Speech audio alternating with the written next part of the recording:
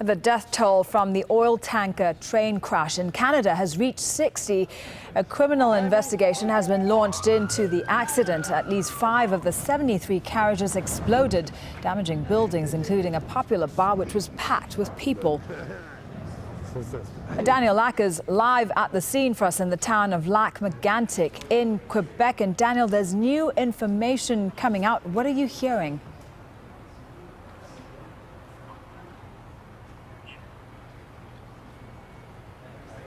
Well, the CEO of the train company that owned the track and the trains, the oil trains that ran just behind me, just behind the building behind me, he has arrived in Lac-Mégantic, several days after this blast. He's a controversial figure. He's given a number of interviews in the days previous to this. Everyone was saying, why don't you come to the scene and meet the people that are affected? So Edward Burkhart of the Montreal, Maine and Atlantic Railway, it's a Chicago-based company that owns some tracks in Canada and the United States.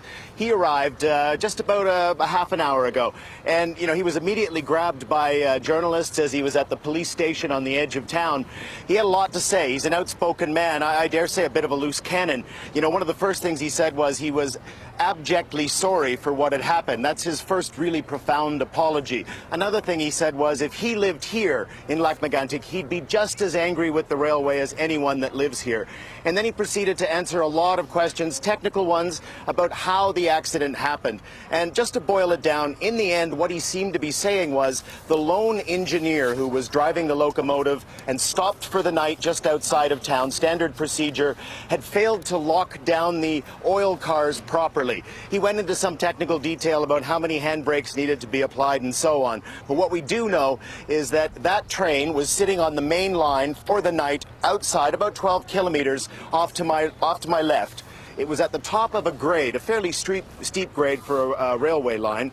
And at some point after midnight, it started to roll down the tracks towards Lac-Mégantic to catastrophic consequences. The middle of the town completely devastated. As you said, 60 people missing and presumed dead. All sorts of buildings destroyed, lives shattered. Now, Mr. Burkhart says he's going to spend 2 days here. He's talking about compensation, about working with the Quebec government, the government of Canada, the local authorities. He's not giving any specifics. And he's also going to face some heat when he finally shows his face in public around here. We've already seen a few people with signs that say killer trains not allowed.